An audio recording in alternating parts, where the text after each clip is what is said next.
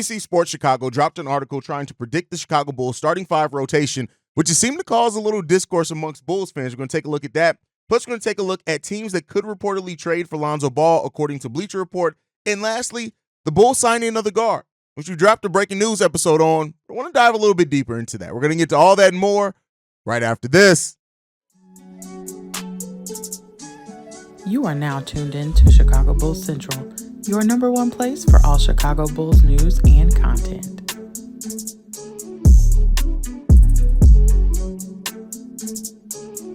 What's going on, Bulls fans? Welcome to another episode of Chicago Bulls Central, your number one spot for everything Chicago Bulls related. I'm the host, Haize, but more importantly, you guys can follow the channel at Bulls Central Pod on every social media platform we happen to be on. With that being said, let's go ahead and get into this content today, y'all. And I want to start off with this article from NBC Sports Chicago. Shout out to the guys over there, man. NBC Sports Chicago, which is shutting down, has been, a staple in my Bulls fandom for a long time. But, they came out with an article predicting the Chicago Bulls rotation, specifically the starting five, but then they make cases for deeper down in the rotation as well.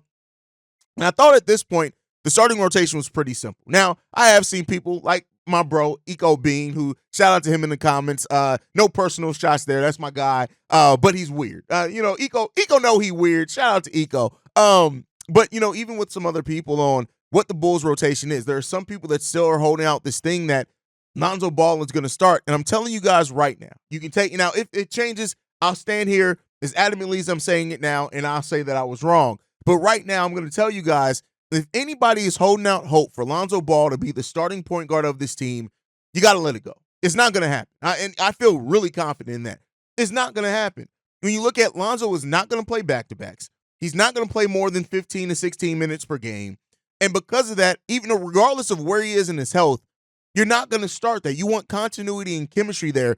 Even, I talked to, what was it's a weird name. It's like Ball's fan forever or something. Like it's weird. He's a weird guy, but he's a Ball family stan. He was like, well, you start Lonzo anyway because Lonzo still gives you the best chance of winning games, even if you listen. At some point, you got to stop overthinking it, and some things are pretty straightforward.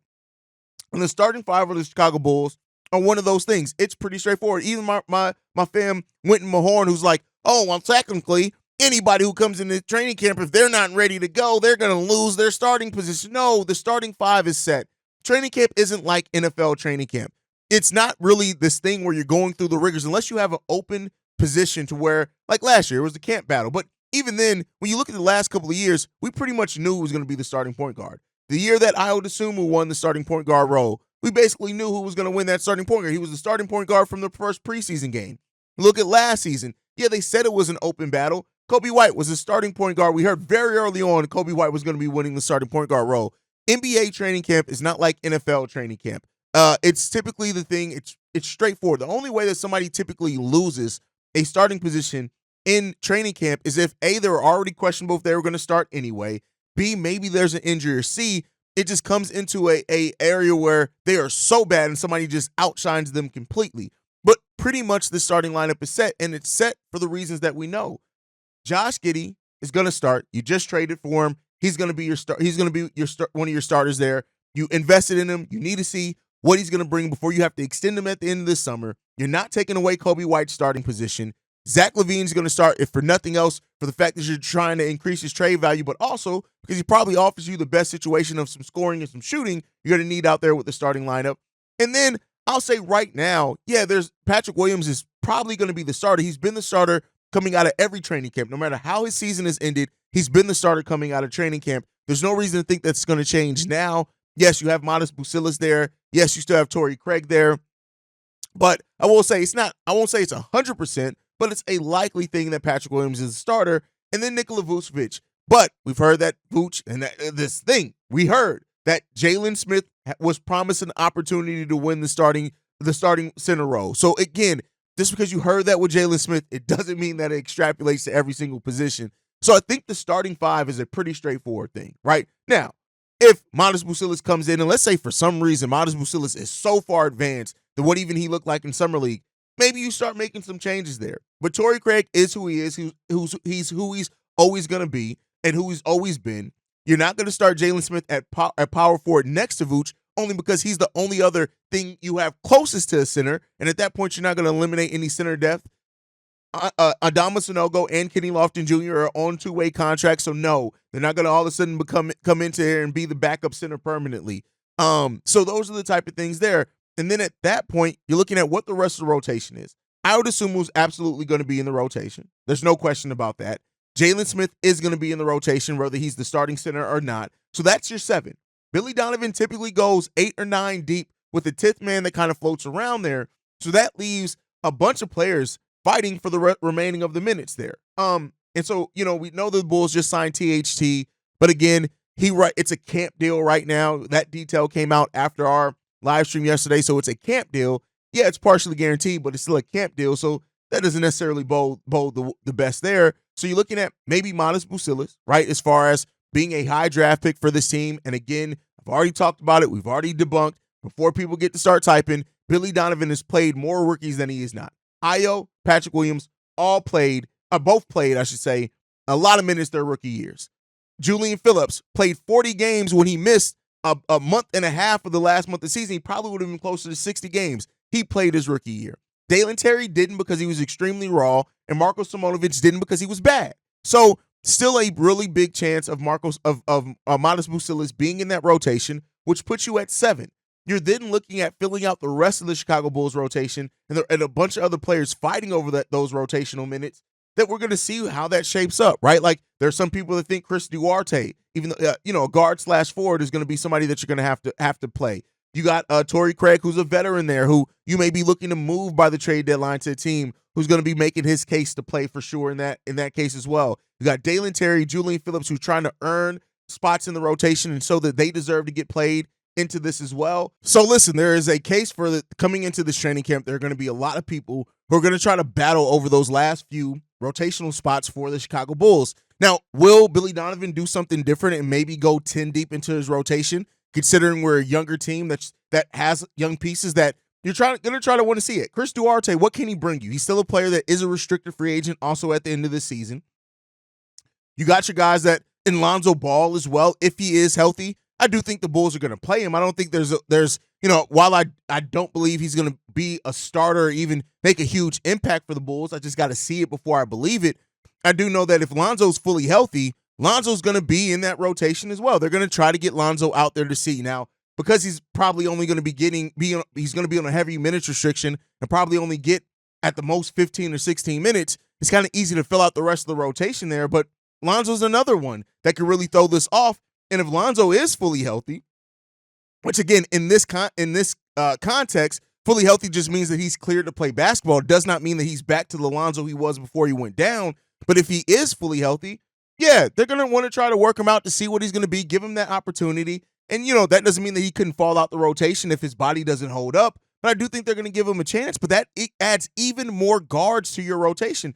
This Bulls team, if they do go 8, 9 deep, you're looking at 4 to 5 of those players being guards. And that's an interesting way to go about things. Now, I do think if Julian Phillips has built off the way that his season ended with his shot blocking, his ability to get out in transition, and that three-point shot that looked like it was starting to get a little bit better, if those things are legit, that's another guy that you're going to want to play because the way he can get out and run with Ayo or with Josh Giddey while he's out there, all could be fun to watch. So there's a lot of things that play into that. Make no mistake about it. There are a lot of things that play into that. And I think that ultimately this Bulls rotation, when it comes down to it, is going to be a guard-heavy one. And I don't know if that really surprises anyone too much, but it comes down to how productive. We did a episode a couple of days ago on 3 guard starting lineups specifically, but it would be interesting to see how many lineups over the course of NBA history that are going to be as guard-heavy as what the Chicago Bulls are shaping up to be, how successful those teams were. And,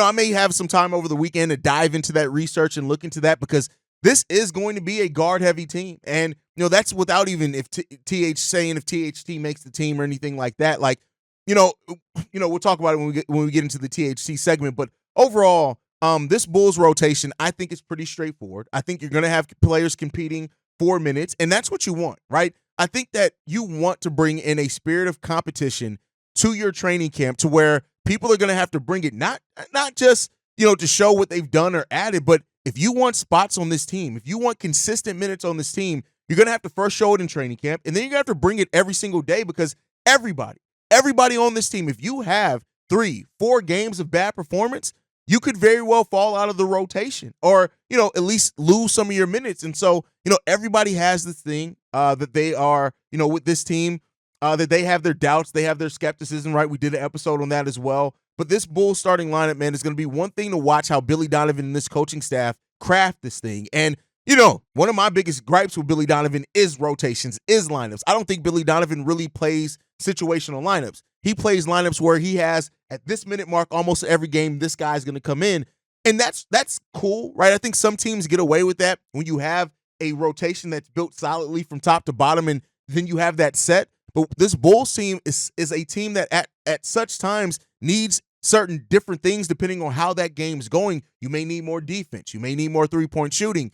That, Billy Donovan and how set he's been in his rotations at times has hurt the team. And so, that goes back to some of the things when it comes down to just my overall doubts with this team. But we'll see, man. I think overall the rotation's pretty straightforward, and we'll see what comes about it. Now, there was also an interesting article from Bleacher Report again that had 3 teams that could trade for Lonzo Ball next season. Now, Lonzo is an X factor, and the thing of this is if healthy, right? And I do think we heard that the Bulls this offseason, and this isn't too shocking, the Bulls this offseason were open to move Lonzo Ball in a big deal if needed to make things work. And so I think with what we've heard, I know a lot of Bulls fans, more Lonzo Ball fans, have this hope that Lonzo is going to be this Bull long-term still. And I think the writing's on the wall that if Lonzo Ball comes back and is healthy and plays and stays relatively healthy throughout the season, could teams be interested in Lonzo? Yes, I do think that that's a possibility, and I think that's something that the Bulls could explore because the Bulls can't really afford to give Lonzo Ball another long-term contract unless it's extremely team-friendly because there's always that chance of the 2 experimental surgeries that he's had that, yeah, you can come back and play, but how long and how high of a level are you going to be able to play at consistently? Jonathan Isaac, a player that I go to, even though very different injuries, Lonzo Ball is way more, his were way more severe and way more rare than Jonathan Isaac's. But even with Isaac, like we're talking 3 years removed before he played over 16 minutes. And even then he was still on a heavy minutes restriction. And so, I don't know if where the Bulls currently are, if they can afford to do that. The Orlando Magic were in a place where they were an extremely young team. They were growing organically and developing. And they had time to see if their guy that they drafted high was going to be able to turn something out of his career. The Bulls are kind of in a different place, right?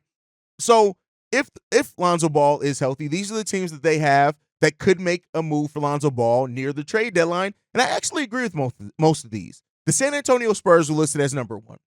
That the Spurs have veteran Chris Paul on their team to mentor Stephen Castle, which is a great point there. But Chris Paul, who's to say that he's going to play after this season? He's an unrestricted free agent at the end of the season. Yeah, he's getting to go play with Wemby. And we've seen players before go to the San Antonio Spurs and end up sticking around to play for Pop because Pop believes and he's a very good player coach, right?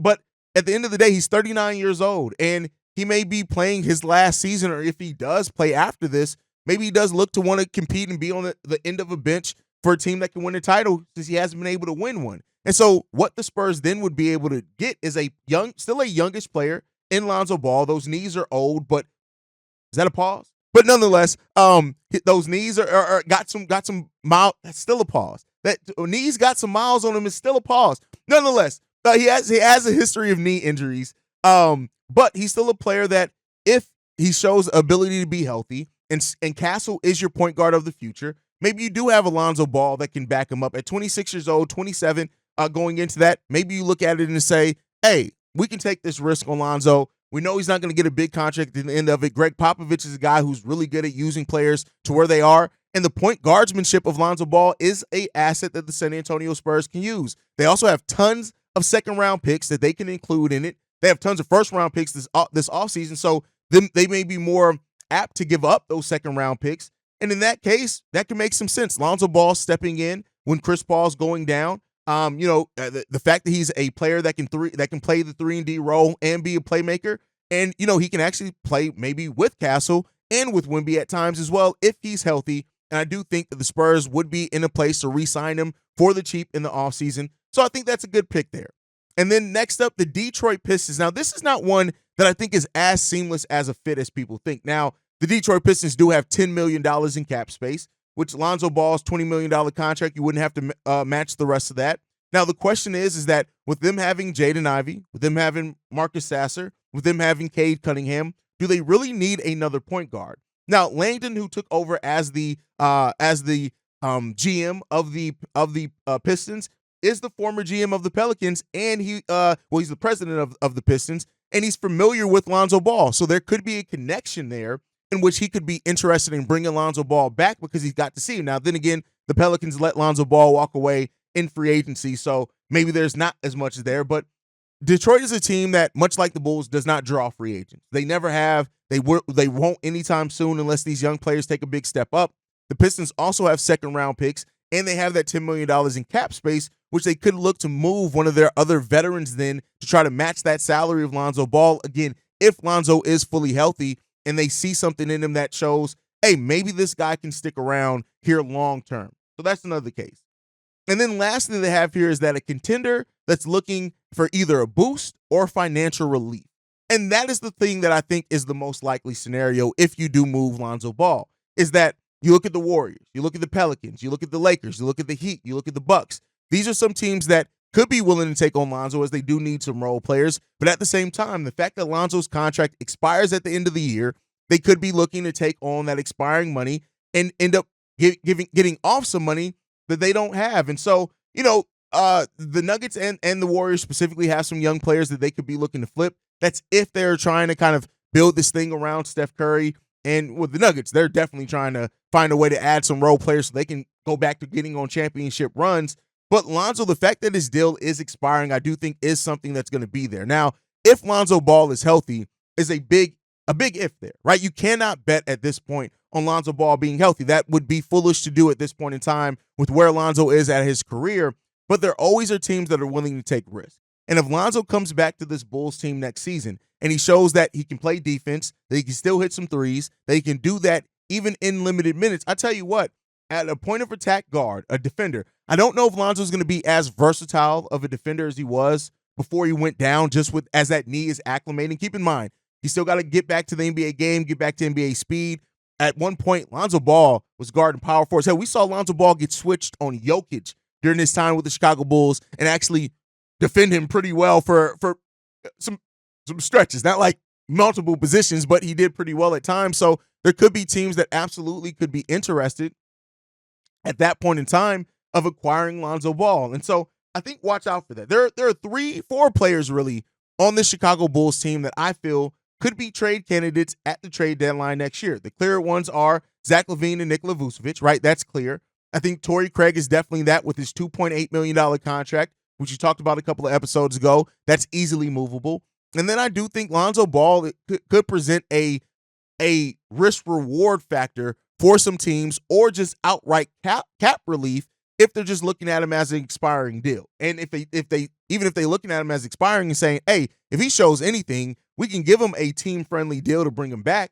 And maybe that's something that you're looking at there. So I think there are a lot of options here that could present themselves for the Bulls. But then again, this is still the Chicago Bulls, and they still are betting on them to do anything sensible with this front office, and that has gotten us in bad places before, is hoping and wishing that this front office starts making sensible moves. So, you can't take that as just this for sure thing with this front office, but I do think it presents something that's interesting to look out for, right? Is that how the Bulls maneuver this trade deadline. And this could be a trade deadline where if the Bulls are closer to that 31 projection or beneath that, where some places have the Bulls at, that they could very well be looking to move off the veterans. And like I said, get into asset acquisition mode to where you're giving yourself more opportunities to, have assets you can package to move up or package with other players.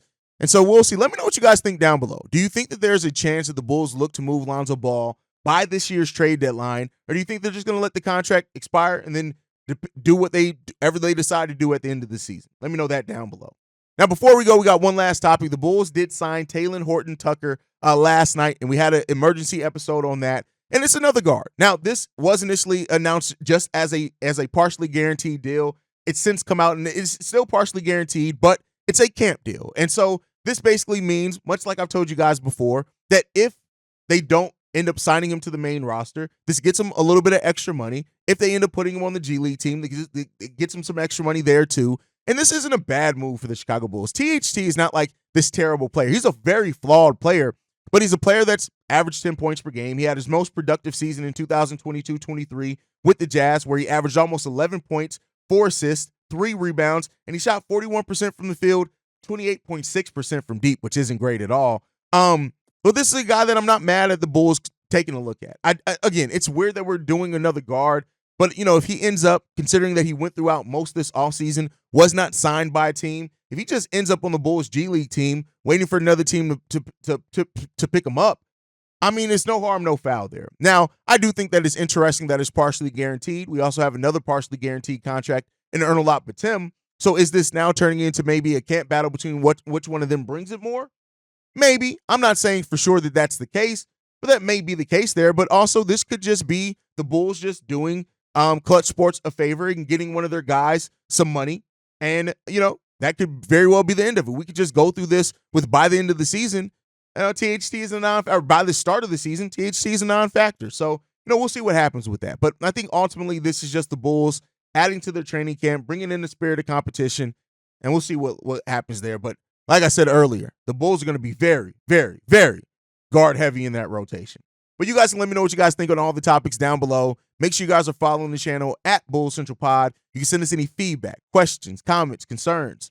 BullsCentralPod@gmail.com. Lastly, if you want to leave a text message and our voicemail for the mailbag, the number to do so, 773-270-2799. We are the #1 spot for everything Chicago Bulls related, but that is because of you guys. And like I like to end every episode on, go Bulls. Love you guys.